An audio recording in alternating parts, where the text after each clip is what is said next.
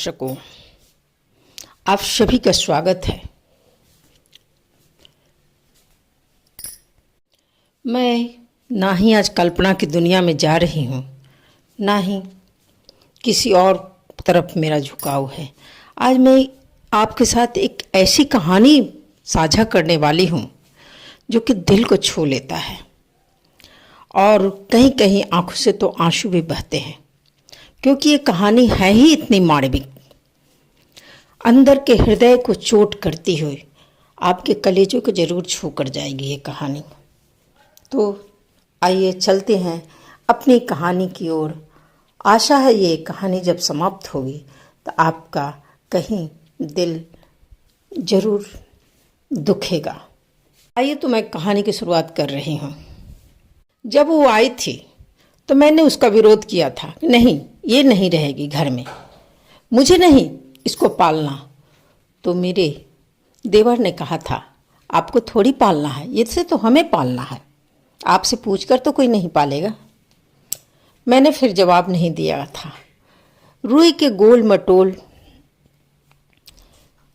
जैसे वो आई थी, मैंने उसको धीरे से छुआ था। बड़ी प्यारी थी, हाथों में मचलते हुए वह धीरे से नीचे उतर आई थी मेरी हाथों से। करीब वो 4 अंगुल की ही होगी। बेहद प्यारे छोटे छोटे उसके पैर, नाजुक से नाक उसकी लाल थी, आंखें गोल चमकीली तेज चमक के साथ चमकती थी मानो। और धीरे धीरे वो चलकर मेरे देवर के बच्चों के पास वो चली गई थी।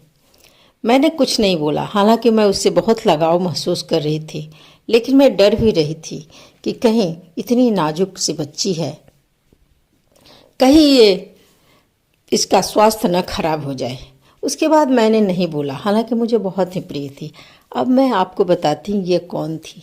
ये छोटे से खरगोश की बच्ची थी, जिसका नाम, बच्चे दौड़ कर मेरे पास आए, मेरे देवर के बेटे और मेरे बच्चे मेरे पास दौड़ के आए, मामा हम इसका नाम क्या रखें।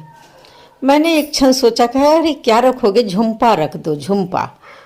और वो झुम्पा जो कि करीब 21 दिन की भी नहीं थी, वो आंखें उसकी अभी अभी खुली थी और हल्के हल्के बाल, उसके रोए जो थे हल्के हल्के सफ़ेद रोए दिखते थे, लगते थे जैसे एक रुई की गोला हो। बेहद प्यारी, बेहद सुंदर। तो झुम्पा बोलते बोलते सब झम्पी हम बोलने लगे, मेरे बच्चे उसे झम्पी बोलने लगे। बेहद अनुशासित वो रहती थी, लेकिन अकेली थी। तो फिर उसका अकेलापन दूर करने के लिए एक दिन फिर मेरे देवर के बेटे ने जाकर एक दूसरे खरगोश को ले आए। उसका नाम हमने सम्राट रखा था। हमने नहीं रखा, मेरे बच्चों ने रखा। उसका नाम सम्राट था, भी ब्लैक कलर का खरहा, बड़ा ही प्यारा वो भी था। 2 रंग का वो, उजला और काले में मिश्रित रंग में वो था, बेहद प्यारा प्यारा लग रहा था। झम्पी उसके साथ खेलने लगी थी, लेकिन मैं उससे दूरी बना कर रखती थी, क्योंकि मुझे नहीं पालना था। मैं जानवरों से दूर रहती थी। हालांकि मैं काफ़ी प्रेम करती हूँ जानवरों से, लेकिन मैं हमेशा दूरी बना कर रखती थी, क्योंकि मेरे मन में डर था कि मैं जहाँ इससे प्यार करूँगी सब मेरे पास, ये सब बच्चे मेरे पास छोड़कर भाग जाएंगे। ये वास्तविकता थी। संजोग से संग्राम की तबीयत खराब हुआ, मुझे पता भी नहीं चला और वो मर गया। संग्राम के मरने के बाद झम्पी बीमार पड़ गई। उसका उजला रंग एकदम पीला पड़ गया। मैंने उसे छत पर ला के बच्चे स्नान करा दिए थे, फिर भी उसे ठंड लग गई थी, जाड़े का समय था, और स्नान करा के छत पर ला के उसे रख दिए थे। मैं भी उस समय छत पर पूरा, चूँकि हमारा संयुक्त बड़ा सा फैमिली है, तो हम सभी आकर धूप छत पर ही सेक रहे थे एक साथ। मुझे याद है वो पिंजरे में बंद करके उन्होंने बिना कपड़ा बिछाए यूं ही रख दिए थे। मुझे बहुत गुस्सा आ रहा था, इसलिए मैं किसी भी खरगोश चाहे किसी भी जानवर को पालने के विरुद्ध में रहती हूँ। अगर पालो तो उसे प्यार से रखो, अन्यथा मत पालो, मेरा यही कहना रहता है। तो मैंने अपने बेटे को बोला कि बेटा तुम लोग इसे लाए हो तो इसे ऐसे रखोगे तो ये मर ही जाएगी, फिर भी ये पीली पड़ गई है। तो मेरे बेटे ने उसे जानवरों को पालने में बहुत लगाव रहता है। उसने ले जाकर एक गद्दी बिछा दिया पिंजरे में और झम्पी को उसमें डाल दिया। हालांकि झम्पी लगती नहीं थी कि बच पाएगी, वो प्राय मरण मृत्यु के समीप में लग रही थी। तो मैंने कहा कि एक बार मैंने सोचा कि अगर ये मर जाती है तो मेरे अंदर एक गिल्ट रह जाएगा कि लाओ मैं कुछ इसे अपनी जानकारी की होम्योपैथिक दवाइयाँ देती हूँ। मैंने अपने बेटे को बताया कि जाओ ये दवाई इसको ले जाकर इसे खिलाओ, शाम तक इसे बचना होगा तब बच जाएगी। मेरा बेटा उसे बहुत प्यार करता था। उसने आधे घंटे पर उस होम्योपैथिक दवाई को देना शुरू किया। शाम होते होते झम्पी का रंग बदल गया बालों का, और पीला से सफ़ेद कलर के रंग की तरफ बाल बढ़ चले। मैंने कहा कि बेटा बच गई झम्पी, अब इसका ध्यान रखा करो। कुछ दिन के तक मेरे बेटे ने झम्पी को अपने पास ही रखा। हालांकि मैं विरुद्ध में थी कि नहीं, इसे तुम्हें नहीं रखना है। चलिए ये तो हो गई। उसके बाद झम्पी को मेरे देवर का बेटा ले गया और अपने ही पास रखता था। लेकिन उसकी आदत क्या थी, वो भागकर बीच वाले फ्लैट से वो मेरे फ्लैट में भाग के चली आती थी। मुझे बहुत गुस्सा आता था कि खरों का एक आदत होता है, उनको बाथरूम और पेशाब में और बहुत तेज स्मेल रहता है, जो मुझे बर्दाश्त नहीं होती थी। लेकिन एक छोटी सी 1.5 बित्ते की हुई थी, पूरे उसका लंबाई ही बड़ी हुई, जो 1.5-2 महीने में वो बड़ी हो गई। उसकी लंबाई बढ़कर 1.5 बित्ता ही गया। बहुत कोमल, बहुत छूने पर भी लगती थी बस रुई ही है पूरा बॉडी उसका, कहीं भी माँ उसके हड्डी पता ही नहीं चलता था। बहुत ही प्यारी, अब वह बेहद समझदार। वो जानती थी कि मैं उसे आने नहीं देना चाहती थी। मैं दरवाजे पर ग्रिल में मैं कपड़े वगैरह लगा कर उस ग्रिल को बंद कर देती थी कि वो आए नहीं, लेकिन वो प्रायः वहीं बैठी रहती थी। कुछ दिन के बाद उन्होंने, मेरे देवर के बेटे ने एक और जाके खरहा खरीद लाया। वो भी रोई का गोला, बेहद प्यारा, बेहद सुंदर। उसके रोई इतने चमकदार थे कि मेरे मुंह से उसको देखते ही निकला रेशम, और उसका नाम ही रेशम पड़ गया। उसकी रेशम में विशेषता ये थी कि उसके पाँव बेहद सुंदर थे। वो चलता तो जैसे लगता था कि फूलों पर पैर रख रहा है। रेशम बड़ा होकर बड़ा ही खूबसूरत खरहा निकला था, बड़ा ही प्यारा लगता था। झम्पी और रेशम में बहुत बड़ी दोस्ती थी। हालांकि रेशम झम्पी से छोटा था, लेकिन दोनों का प्यार देखते बनता था। कुछ समय बाद झम्पी प्रेग्नेंट हो गई, और जब वो प्रेग्नेंट हुई, जब उसके बच्चे देने का समय आया, तो मैं देखती थी बड़े आश्चर्य से वो बड़े बड़े चादरों को गोला बनाकर एक कोने में ले जाकर छिपा देती थी। इस तरह उसने कई चादरों का गोला बनाया और एक कोने में ले जाकर छिपा देती थी। यहाँ तक कि जब मैं, क्योंकि वो हमेशा मेरे ही फ्लैट में आकर रहना चाहती थी, कभी भी नीचे में रहना ही नहीं चाहती थी, पता नहीं क्यों। और साथ साथ रेशम भी चले आता था, जो कि रेशम पर हमको और गुस्सा आता था कि क्यों वो आता है। तो इस तरह झम्पी मैक्सिमम ऊपर ही रहती थी, मेरे ही फ्लैट के ऊपर। बहुत प्यारी थी, मुझे बहुत अच्छी लगती थी। लेकिन मैं इसका कि प्यार करने का दिखावा कभी भी नहीं करती थी, कि मुझे डर था कि जहाँ मैं प्यार करने का दिखावा करूँगी कि सब मेरे माथे पर ही डालेगा कि तुम इसको पालो। और ये सच्चाई भी था, क्योंकि भविष्य में मुझे ही पालना पड़ा। तो मुझे याद है कि जब उसने बच्चे दिए तो 5-6 बच्चे दिए थे, और वो अपने बच्चों का पालन पोषण बड़े ही ध्यान से करती थी। वो लगता ही नहीं था कि हम माएँ जैसे अपने बच्चों का ध्यान रखते हैं, ठीक वैसे ही अपने बच्चों का वो ध्यान रखती थी। कुछ भी खाना होता था फटाफट अपने बच्चों के पास जाती थी, और खाना खाकर ठीक अपने बच्चों के पास सो जाते थे। उसके बच्चे कितनी देर तक उसका दुग्ध पान करते रहते थे। मुझे बड़ा ही आश्चर्य लगता था कि कैसे ये अपने बच्चों का पालन पोषण कर रही है। और जब उसके बच्चे हुए तो उसने जल्दी जल्दी सारे बच्चों को कपड़ों से ढक दिया, और जाकर वो कुछ खाने के लिए अपने खाकर आई। खाकर फिर उस पिंजरे में जाकर, मतलब उस डब्बे में गई, और डब्बे में जाकर वो फिर अपने बच्चों को दूध पिलाया। तो इस तरह धीरे धीरे झम्पी के बच्चे भी बड़े हो रहे थे। झम्पी के बच्चे भी बड़े ही प्यारे थे। खरगोश ऐसे भी बहुत प्यारे, बहुत सुंदर होते हैं। और सारे सफ़ेद ही रंग के थे। और अभी मैं रेशम की बातें तो आपको करना ही भूल गई। तो इस बीच ऐसा हुआ कि झम्पी एक बार मेरे नवरात्र का समय चल रहा था और उस समय झम्पी ऊपर में जहाँ पर मैं पूजा कर रही थी उससे दूसरे रूम में हमने एक बड़ी सी लकड़ी के पटरे को लगा दिया था कि कोई खरगोश नहीं आए। लेकिन उस दिन दुर्भाग्य था, नवमी का दिन था और झम्पी उस पटरे को हटाकर मेरे फ्लैट में आना चाह रही थी और ज्यों ही उसने पटरे को हटाया वो पटरा उसके पीठ पर गिर गया। नतीजा हुआ कि झम्पी का रीढ़ की हड्डी टूट गई थी। मैं पूजा समाप्त करके आई, जब उसको देखी तो मेरी आंखों से आंसू बहने लगा। मैंने सोचा कि मैंने इसे जितना दूर करना चाहा उतना ही ये बच्चा मेरे पास ही आकर सटा। उसके बाद मैंने उसकी दवाइयाँ वगैरह खिलाई। कोई 10 दिन के बाद हम लोगों का प्रोग्राम बन गया हरिद्वार जाने का।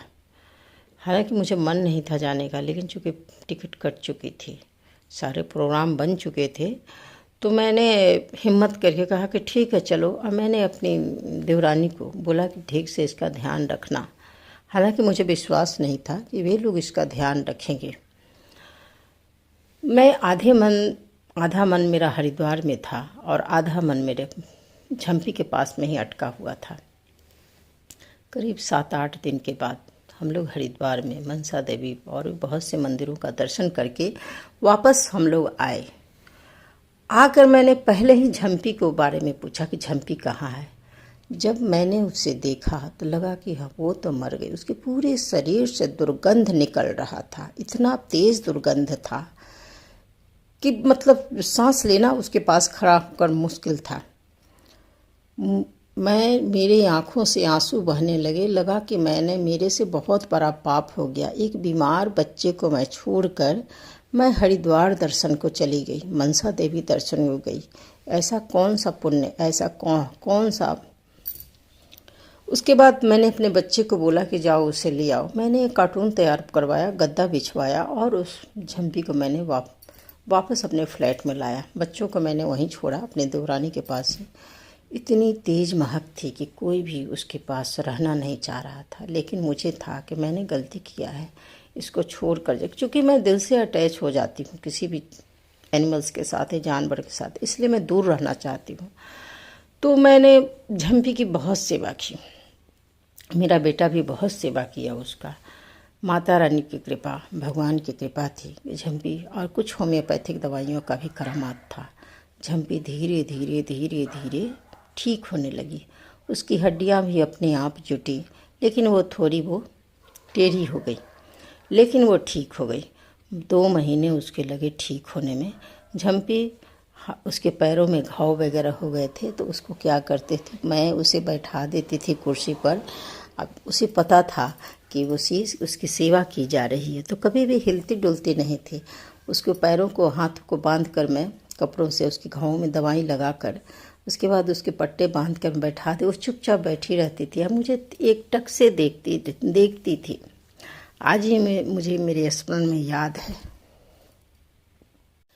और जब मेरा खाना बनना समाप्त हो जाए, मैं घर के कामों से निवृत्त हो जाऊं, तो उसे गोदी में लेकर फिर मैं धूप में बैठती थी। जाड़े के दिन थे, तो नवंबर, दिसंबर, जनवरी, ये 3 महीने लग गए उसे।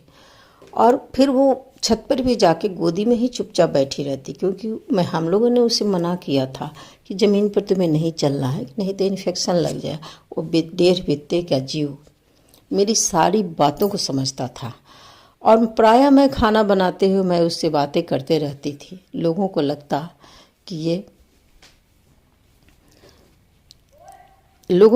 कि वो किसी और भी आदमी से मैं बातें कर रही हूँ। और उसके बाद जब उसे मैं कभी याद आता है कि खाना मैं देती थी, तो उसे चावल बहुत प्रिय था। चावल दाल नहीं, चावल सब्जी उसे बेहद प्रिय था। तीखा सब्जी उसे पसंद था। हालांकि चावल और तीखा सब्जी खरगोश के लिए सही नहीं होता है, लेकिन कभी कभी मैं सोचती थी कि यूं ही इसे चावल दे देती हूँ, भात बनाकर देती थी। तो अगर उसमें सब्जियां नहीं रहें तो कटोरी को तब तक वो पटकती थी जब तक कि एक एक चावल ज़मीन पर नहीं बिखर जाए। हम लोग हंसते थे। अंत में उसे सब्जी, आलू की सब्जी उसे बेहद पसंद थी। आलू की सब्जी या फिर से चावल जब दिया जाता था तो बड़े प्रेम से खाती थी। और नहीं तो अगर मैं उसे नहीं देती थी खाने को चावल और सब्जी, तो मेरे आकर मेरे साड़ी को नोचती थी कि मुझे चावल और सब्जी दे दो। तो उसका ये सब कांड चलते रहता था। हम लोग देख के बड़े ही हंसते थे। कभी कभी बहुत बीमार हो जाती थी, डॉक्टर को दिखलाओ, ये करो वो करो, फिर भी वो बहुत नाजुक सी थी, बार बार बीमार पड़ती थी। लेकिन हमने उसका बहुत ख्याल रखा और बहुत उसकी दवाइयाँ हमेशा हमने ध्यान रखी। कितना बार उसको हम लोग लाल मिर्ची से उसको एक होता था उसका उतारा करके आग में भी जलाते थे कि किसी भी तरह से झंपी रह जाए। तो एक तरह से झंपी आई थी तो मेरे देवर के परिवार में, लेकिन वो आकर मेरे पास रह गई। अब रेशम की कहानी तो बताना ही भूल गई। मैंने बोला कि मैं रेशम को नहीं रखूँगी, रेशम को मैंने उसके पास भेज दी। अब रेशम बाबू हर समय दरवाजे को खटखटाते रहते थे क्योंकि झंपी जान प्राण थी वहाँ। तो पता नहीं फिर सारे मेरे खरगोशों को पता नहीं क्या बीमारी लग गई। एक एक करके झंपी के सारे बच्चे धीरे धीरे धीरे मर गए। जैसे जैसे झंपी के बच्चे मरते थे वो प्रत्येक बच्चे को खोजती थी। हम लोग जब उस बच्चे को ले जाके ज़मीन में गाड़ आते थे। जब आने के बाद वो आती थी पास में और हाथों को सूंघती थी। उसके बाद दिन भर बेचैन रहती थी, खोजती रहती थी कि मेरे बच्चे कहाँ हैं। कुछ दिन तक उदास रहती थी, फिर सामान्य हो जाती थी। फिर इस तरह करते करते उसको 6 बच्चे थे। छः बच्चे अपने आप पता नहीं कैसे मर गए। उसके बाद रेशम भी कोई पता नहीं, कहा भी जाता है खरगोशों को जब बीमारी लग जाती है तो पता नहीं चलता है, क्योंकि उस एरिया में कोई डॉक्टर भी उपलब्ध नहीं था। हमने कोशिश किया था दिखलाने के लिए, हमसे जितना भी हुआ हम लोगों ने उसका सेवा किया, लेकिन अंत में रेशम भी ख़त्म हो गया। अब झंपी अकेली रह गई। तो उसके अकेलापन दूर करने के लिए हमने एक और खरगोश लाए। अब उसका नाम मुझे याद नहीं है। झंपी दिन पर दिन कमज़ोर होती जा रही थी। उसके कान के पास एक बड़ा सा क्या कहते हैं ट्यूमर हो गया। मैंने उस ट्यूमर को चूँकि डॉक्टर उपलब्ध था नहीं, मैंने कोशिश किया कुछ होम्योपैथिक दवाइयाँ देने के लिए, लेकिन वो रात बहुत भयानक थी। अंतिम दवाइयों का एक खुराक मैंने उसे दिया और अब मैं अपने बेटे से बोली कि बेटा, अगर झंपी आज बच जाती है तो समझना बच जाएगी, नहीं तो आज झंपी का अंतिम रात्रि है। मुझे भी बोलने में बहुत कष्ट हो रहा था। मेरी आंखों से आंसू बह रहे थे और झंपी मेरी गोद में थी। वो रात मैंने कई बार उठकर देखा। वो हर बार जहाँ पर मैं उसको रहने की व्यवस्था की थी वहाँ से उतरकर मेरे बेटे के पास आना चाहती थी। मैं हर बार उसको सुरक्षित उस जगह पे उसको साफ चादर वगैरह ओढ़ा के लपेट के रख देती थी। सुबह के 4 बज रहे थे। मैं उठी, उसको फिर से चेक, मैंने देखा कि आधे शरीर उसके पटरे के ऊपर है, आधा नीचे है। उसके शरीर में एकदम ही जान नहीं। मैंने अपने बच्चे को उठाया, बेटा उठो, झंपी को लो, वो झंपी तुम्हारे लिए रुकी हुई है। बेटा छोटा था लेकिन हड़बड़ा कर उठा और झंपी को गोद में लिया। झंपी को गोद में लेते ही झंपी ने अपना प्राण त्याग दिया था। एक छोटा सा जीव जब आपके दिल के नज़दीक आ जाता है तो लगता है घर का एक प्राण ही निकल गया। उस दिन मुझे यही फील हुआ था। झंपी चली गई। अब आज मेरी यादों में कई बरस निकल गए झंपी को गए हुए। ये घटना लगता है कि 15 या 16 का होगा। हाँ 16। आज है 18। आज है 2026। 18 में, हाँ 18 में उसने अपना प्राण त्यागा था। आज 2026 हो गया। 8 साल बीत गए, लेकिन झंपी अभी भी मेरी यादों में उसी तरह से है। याद आता है उसके सारे क्रियाकलाप, उसके अंतिम समय के तकलीफ़ और मेरे बेटे से उसका प्यार। मेरा बेटा ज्यों ही उसे गोद में लिया था, उसने उसके हाथों में प्राण त्यागा था। इतनी अब मेरे बेटे को प्यार करती थी मेरे मुझे याद है कि एक बार मेरा बेटा झम्पी को 2-3 थप्पड़ जड़ दिया था। बोला था कि जाओ आज से तुम मेरे पास मत आना, और रेशम को अपने पास प्यार से गोदी में ले लिया था। झम्पी चुपचाप कुछ समय तक देखती रही। जो ही लगा कि मेरे बेटे का गुस्सा कम हो गया, वो दौड़ कर गई और दांत से रेशम का कान पकड़कर वो हटाती थी। मेरे बेटे के बगल में जाके उसके गोदी में घुस गई थी। तो ऐसी थी मेरी झम्पी। आज भी मेरी यादों में झम्पी है। आशा है कि आपको मेरी कहानी अच्छी लगी होगी। धन्यवाद। लाइक करें, सब्सक्राइब करें।